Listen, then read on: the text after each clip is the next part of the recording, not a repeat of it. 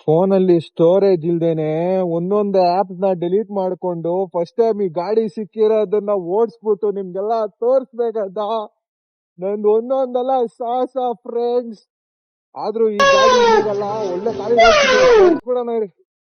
O super bro.